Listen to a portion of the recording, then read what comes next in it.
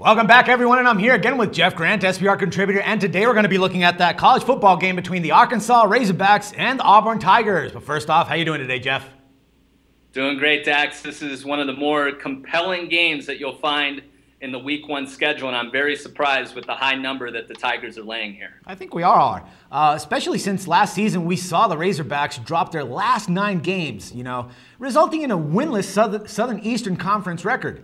Now, in your opinion, do you think that they'll be able to turn a new page in 2014? They better, else Brett Bielema is only going to have a 2-year contract in Fayetteville. He had a lot of success, of course, with the Wisconsin Badgers, but Wisconsin is much different in the Big Ten than what he faces at Arkansas as a member of the Southeastern Conference. So I'm expecting better things from the Razorbacks in 2014. All right, now it's definitely been a long offseason for the Tigers since just coming short in the last year's national championship game against Florida State. So I'm kind of guessing they might be suffering somewhat of a hangover in this season, don't you think? Absolutely, because the Tigers had the biggest turnaround in Southeastern Conference history, went through, of course, beating Alabama in the regular season finale, then taking care of business against Missouri, and then went up by a couple scores against Florida State in the BCS National Championship game. So when you put all of that together, and then they lose on the final drive, allowing Jameis Winston to drive the entire length of the field at the Rose Bowl to win that to lose that BCS championship game, you expect a hangover, and also there's been some off-season issues. The most significant one, a suspension to starting quarterback Nick Marshall. Nobody knows if it's going to be a full game suspension. Most think it's going to be a quarter or two. So the Tigers are definitely going to be a bit hungover in this one, in my opinion. All right, man. Now, Jeff, there's something that I kind of found interesting that might have some transcendence when handicapping this game.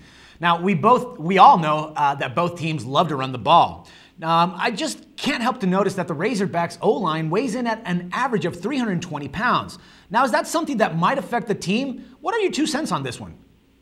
You know what? When you mentioned 320.8 pounds on average for that offensive line for the Razorbacks, that would be the 3rd biggest offensive line in the National Football League. Yep. That's how big this offensive line is. And why is it significant?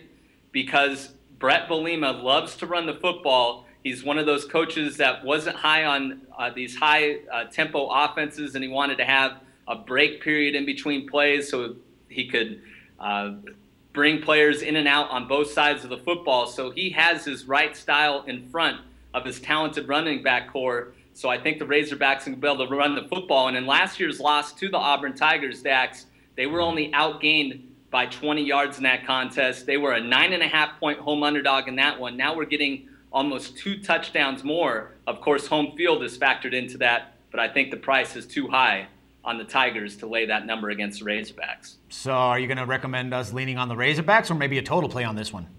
I'm going to go with the Razorbacks here. There's just too much going in their favor with that type of number. They have an experienced signal caller. They have a trio of running backs that are very talented. Alex Collins, the freshman All-America from a year ago. And I just don't think the Tigers are ready to really cover as a favorite of this kind. And like I mentioned, they had the biggest turnaround in SEC history a year ago.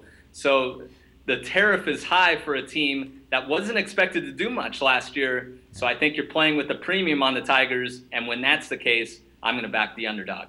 All right, let's stick it safe then and pick the underdog on this one. Thank you once again, Jeff, and we'll talk again tomorrow. Thank you. For SportsbookReview.com, this is Dax Floyd.